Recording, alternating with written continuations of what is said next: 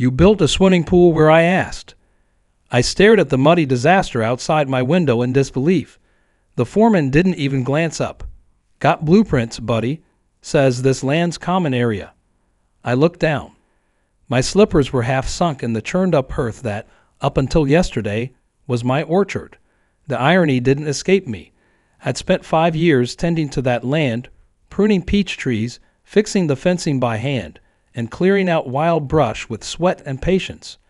Now a concrete mixer was spinning at full speed. A boom crane was lifting steel beams over my barn roof, and a half-dressed construction crew was blaring pop music like they were laying the foundation for Disneyland. That would have been bad enough if not for the HOA president herself, Karen, with her signature sun visor and clipboard, who waved at me like I was the guest here. "Good morning, sir. Please stay off the site for safety reasons," she called out. That's when I knew something was very, very wrong. I stormed out past the fence line, if you could even call it that anymore, since the back third of it had been torn down to make room for the pool excavation. Karen was standing on a lawn chair like a dictator on parade, sipping cucumber water and instructing workers where to place the future cabana. She didn't even flinch as I approached, though the sight of me in a plaid robe and untied boots probably wasn't very intimidating. "Karen," I said calmly, though my voice was barely containing the rage beneath, "what in God's name are you doing building a pool on my property?" She looked at me as if I were speaking a foreign language. "Oh, don't be dramatic. This is community green space. Always has been. It's been maintained by the HOA since before you moved here. Remember?" I blinked, speechless. "That's funny," I finally said, "because I paid the taxes on this green space every year since I bought it, and I've got the deed, survey, and boundary markers to prove it." Karen's smile faltered just for a second, but then she tilted her head. "Well, if that's true, we'll sort it out with the board later. But for now, I'd appreciate it if you stayed clear. You're holding up construction." I looked past her at the mess. Bulldozers, stacked rebar, tarps covering my now smashed raised beds. This wasn't an innocent mistake. This was hostile occupation in flip-flops and designer sunglasses. I stormed back into my house, mud trailing behind me like a breadcrumb trail of disbelief. My hands shook as I flipped through the thick binder I kept in the cabinet. Original deed, plat map, topographic surveys. It was all there, clear as day. The HOA boundary ended 20 feet short of the pool's edge. They hadn't just crossed the line. They'd built a water park in my living room and had the nerve to tell me to enjoy the chlorine. By afternoon, I'd already called the county office. No permits had been filed for a pool of that size. Not by the HOA, not by Karen, not by the construction company. I called the HOA hotline and was greeted with an automated loop of "leave a message." I didn't bother. I already knew how that would end. So instead, I took out my phone and began filming. I filmed the broken fence, the tire tracks across my garden, the delivery trucks unloading pool tiles in my driveway, and I filmed Karen walking by, inspecting it all like some self-appointed queen overseeing her kingdom. When I asked her again on camera if she had any proof the HOA owned this land, she laughed and said, "Sweetheart, the HOA owns everything you can see. You just rent your little corner." That clip would go viral later, but I'm getting ahead of myself. That night, I got a knock on the door. Karen again, this time with 2 HOA board members in tow. Vince, the guy who once tried to fine me for painting my shed barn red instead of HOA beige, and Monica, who treated every landscaping violation like it was a federal offense. They stood awkwardly while Karen handed me a sealed envelope and a smile. "Just a peace offering," she said. Inside was a check for $500 and a pre-written statement releasing the HOA of any responsibility in exchange for goodwill compensation. I nearly laughed. "You think this is over $500? I asked. "Karen, you've got 3 tons of concrete curing on my fruit trees." She looked at me and lowered her voice. "Don't escalate this. You'll just make it harder on yourself. Courts don't like land disputes. It's a waste of time and money. Just be a team player." The smugness in her tone burned deeper than any of the actual damage. I didn't say anything. I just closed the door and picked up the phone. My brother-in-law, Dominic, wasn't just family. He was the kind of real estate attorney that made HOA boards cry into their bylaws. When I told him what happened, he didn't even hesitate. Text me photos. Every inch, every invoice, every interaction. Then he paused. And get ready to own that pool. Before bed, I walked out to the edge of the property where the pool outline had already been dug deep into the soil. I stood there looking at the hole they carved into my life and whispered, "They think I'm a pushover. Let's see how they like swimming in a lawsuit." It was no longer about a pool. It was about power, about land, about the HOA thinking they could bully the wrong guy just because he liked growing peaches and kept to himself. But they'd soon learn I wasn't just a quiet neighbor. I was the owner of this land, and they just built their dream pool in the middle of their biggest nightmare. By the time the sun came up the next morning, I had already sent over 20 photos to Dominic, close-ups of the fence line, GPS coordinates from my phone with the boundary markers, drone snapshots showing the concrete slab running directly through my orchard, and of course, the video of Karen proclaiming the HOA owned everything I could see. Dominic replied with just one word, "Jackpot." I didn't know exactly what that meant yet, but I trusted him. The man had once gotten a land developer to pay out a 6-figure settlement over a 10-feet sidewalk encroachment. If anyone could turn a backyard disaster into courtroom gold, it was him. Later that morning, while Karen and her pool builders were busy arguing over tile patterns and waterfall features, I launched the drone again. This time I flew higher, slowly mapping out every inch of the HOA's new construction. It was all there: a 70-foot pool, a raised deck, underground plumbing trenches, even a half-finished cabana structure that extended well past the oak tree I planted when I first moved in. When I reviewed the footage on my laptop, I noticed something odd. Several of the construction materials, cinder blocks, patio stones, even some of the filtration gear, had the logo of a company I recognized, Silverline Property Services. That caught my attention because I remembered seeing the same name on the back of a landscaping truck last year, the one Karen's nephew drove. I called Dominic and explained what I found. He told me to look into the company's ownership. 10 minutes of searching and a few cross-referenced LLC registrations later, it became crystal clear. Silverline was owned by Karen's cousin, and it had received over $300,000 in payments from the HOA over the past 18 months. I emailed Dominic the links.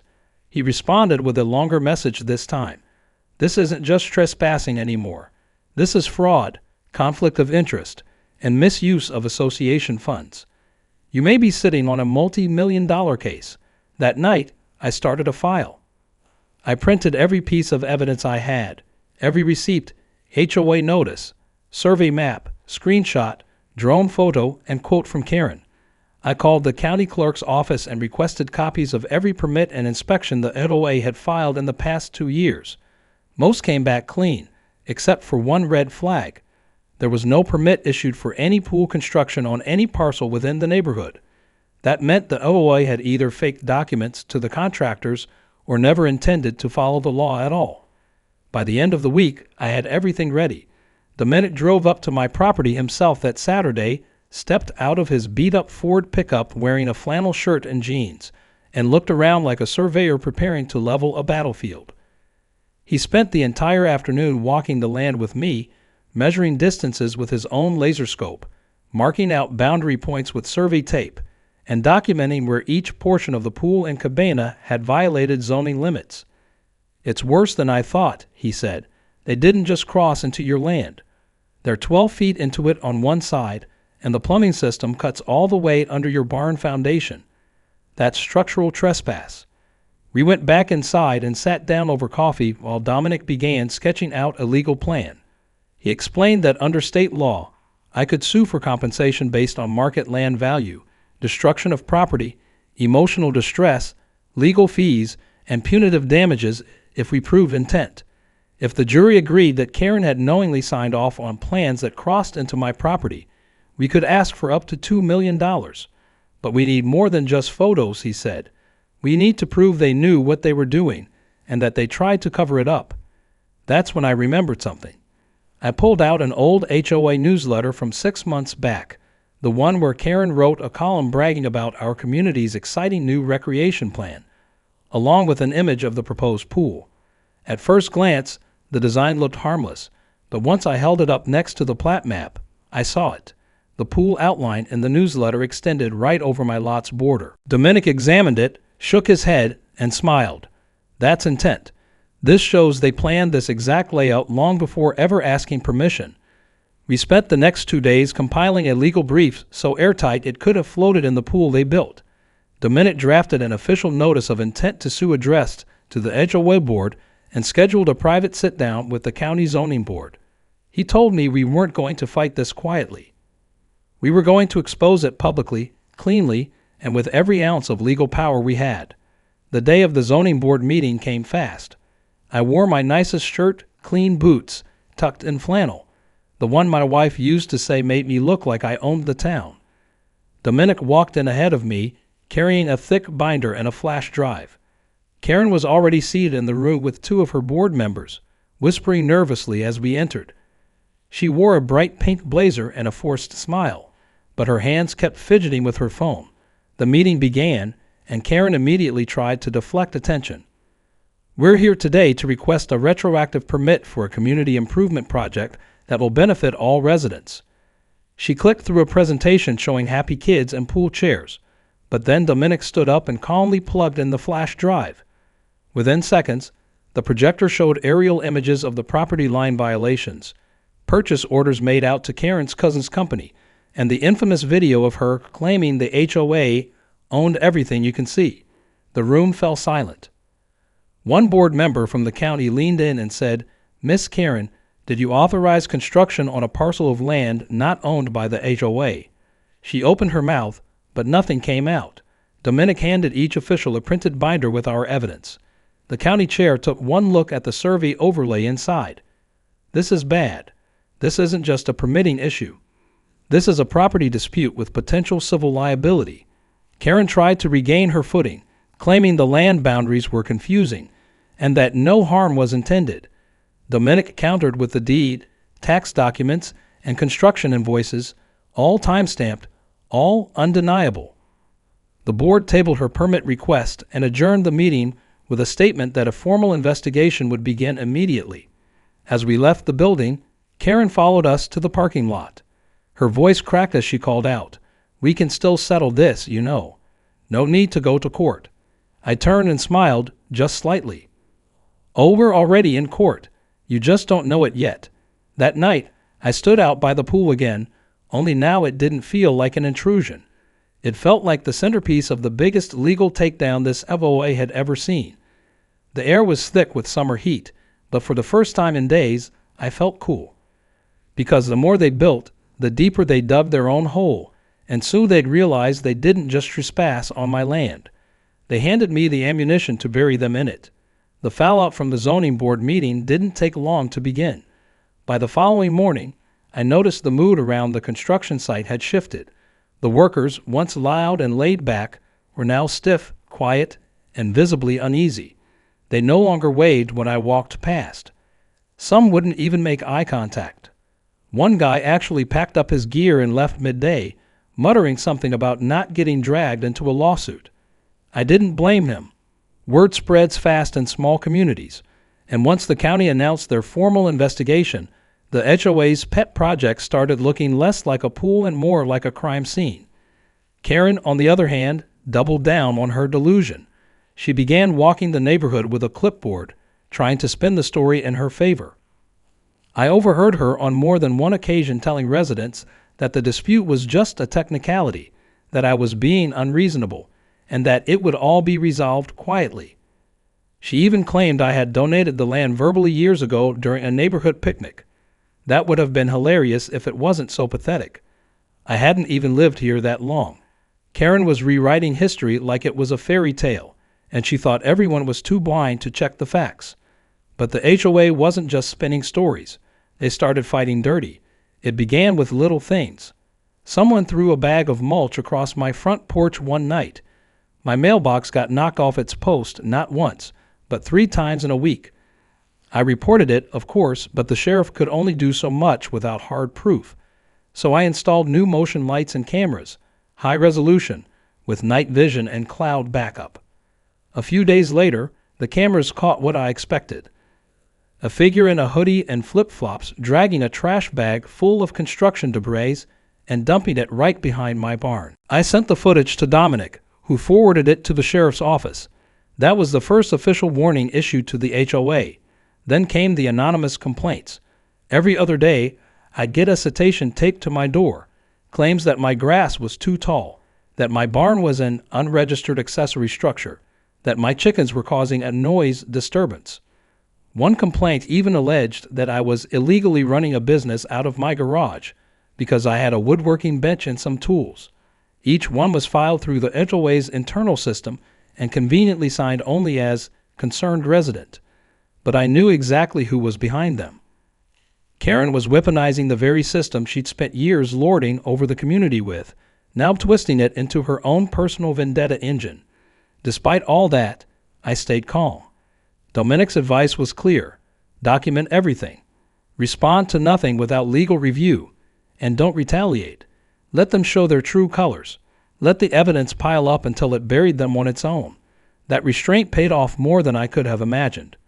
One afternoon, while reviewing camera footage, I spotted something strange.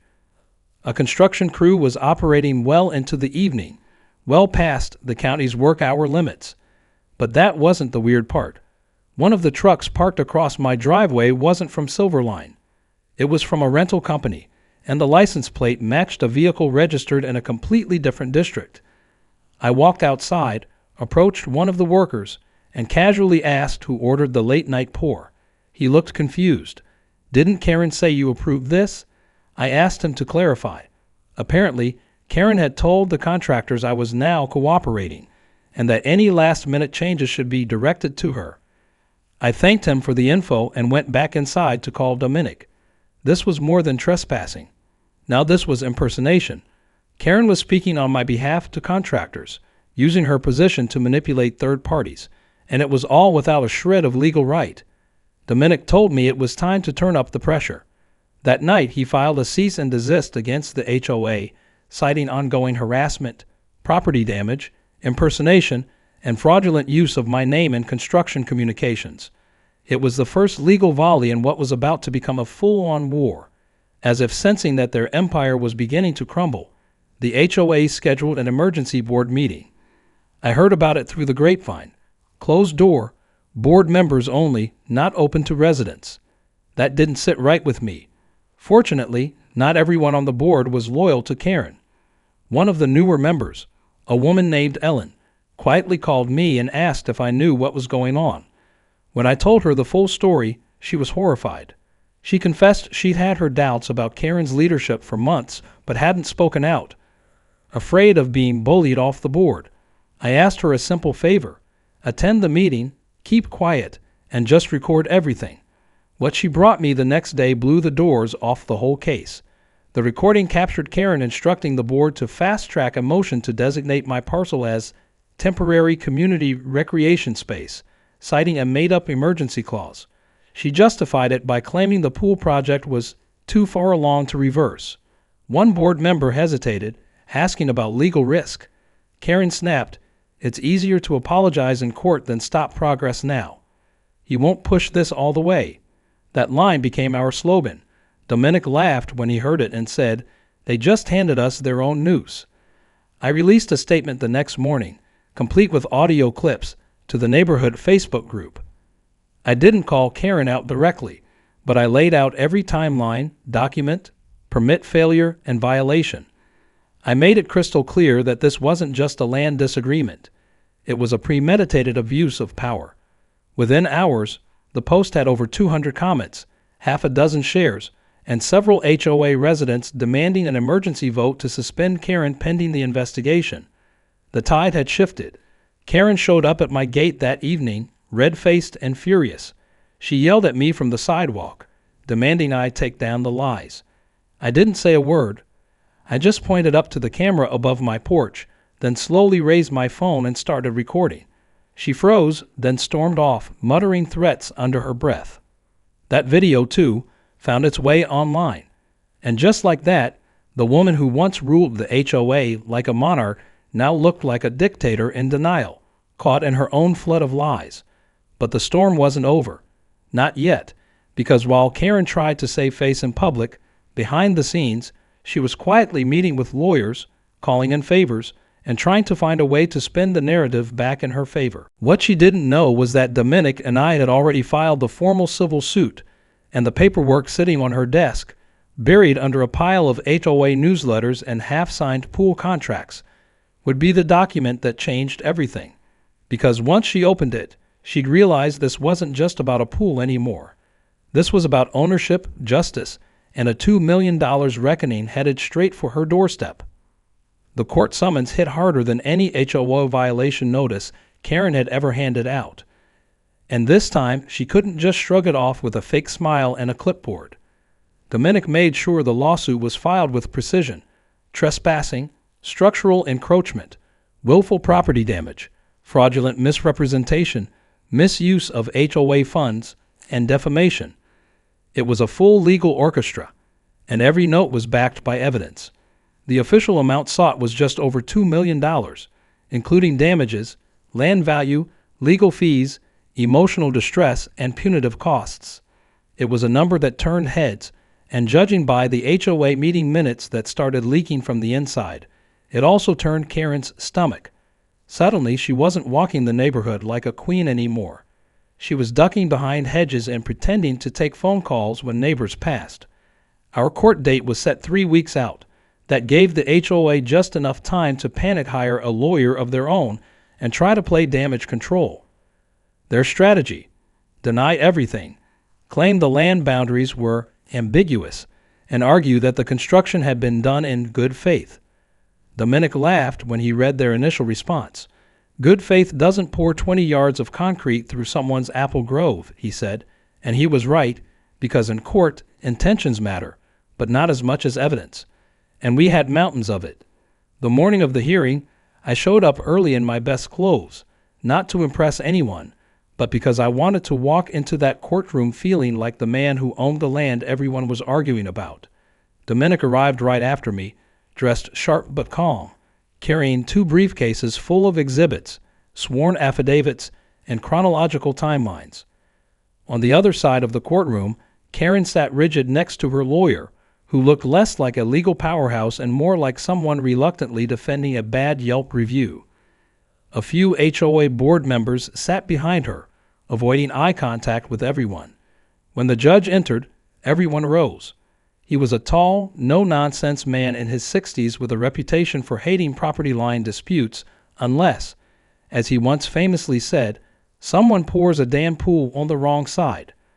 I felt the corner of Dominic's mouth twitch when the judge looked over the case folder and raised his eyebrows slightly. That moment told me everything was going to change. Karen's lawyer went first, spinning the same tired lines: confusion over boundaries, verbal permission, minor oversight. But when Dominic took the floor, it was like watching a movie. He began with a blown-up satellite image projected onto the courtroom screen, clearly showing the encroachment. Then he layered on the drone footage, the survey documents, the city plat maps, and side-by-side comparisons of the HOA's own pool renderings with the actual location.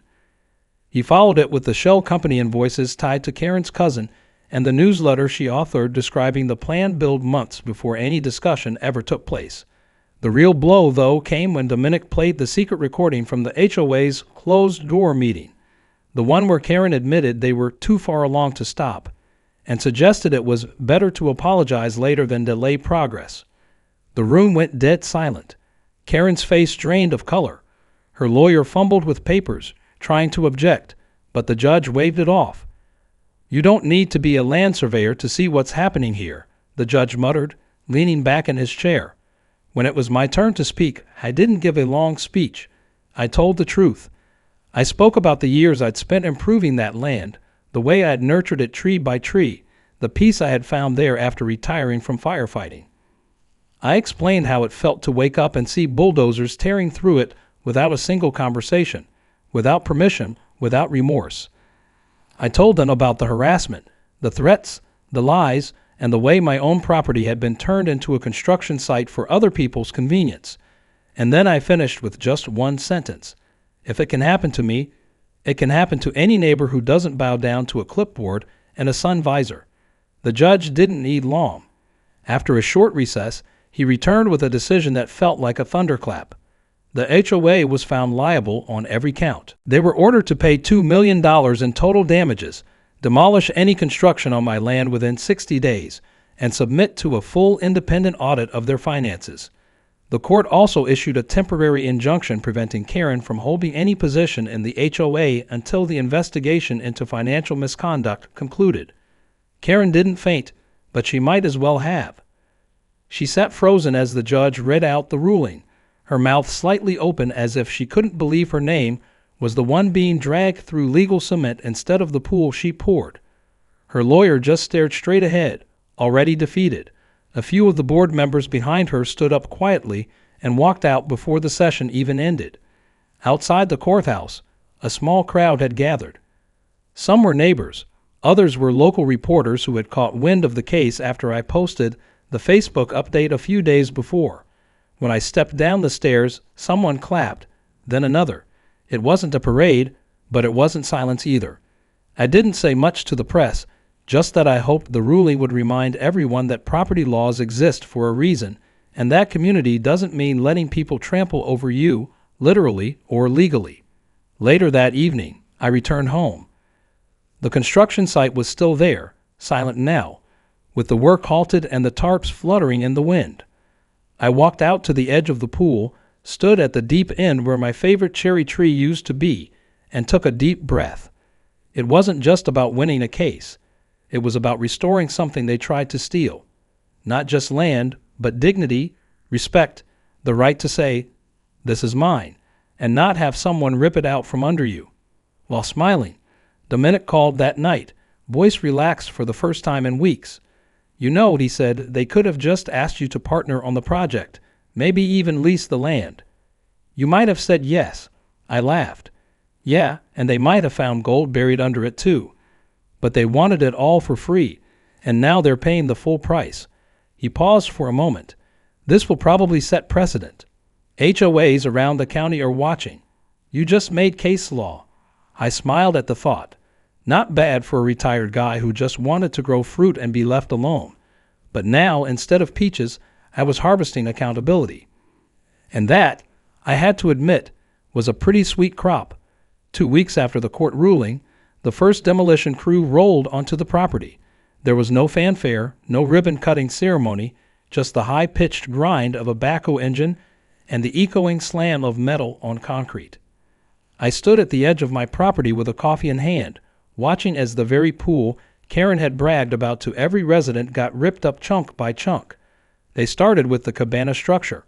It had barely been finished, still covered in bright blue tarp. But the moment the crew knocked down the first wooden beam, it felt like poetic justice. The second Karen's dream pool began turning back into rubble. Neighbors started showing up. Some came with cameras, some brought folding chairs, and a few just stood there silently, arms crossed, watching what had become the neighborhood's most expensive mistake being undone. Karen, of course, was nowhere to be seen. After the verdict, she'd gone completely silent. Word had it she'd resigned from the HOA under pressure, but the resignation wasn't her idea. It came after several residents demanded her immediate removal during a chaotic emergency meeting held in the community center. A few longtime board members tried to protect her, but after the audio recording of her saying, "It was easier to apologize in court than stop progress" was played for the entire room, the mood flipped.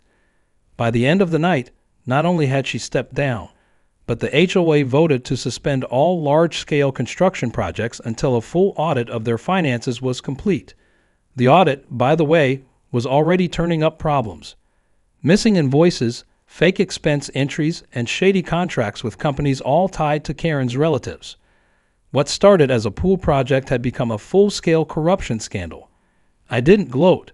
There was no victory dance, no social media celebration. I'd already had my moment in court, and that was enough.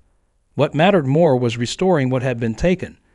After the demolition crew cleared the debris and filled the excavation site with fresh soil, I brought out a bag of seeds, native wildflowers, the kind that bloom in waves of color across the property.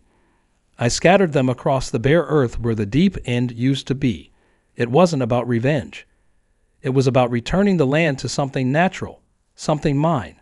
Over the following weeks, something unexpected began to happen. Neighbors who had never said more than a casual hello started dropping by. Some brought over pie, some brought fence repair tools, and one even dropped off a young cherry sapling as a sort of peace offering. They all said the same thing in different ways, that they didn't realize how far the HOA had gone, how unchecked Karen's control had become. Apparently, many of them had been afraid to speak up for years.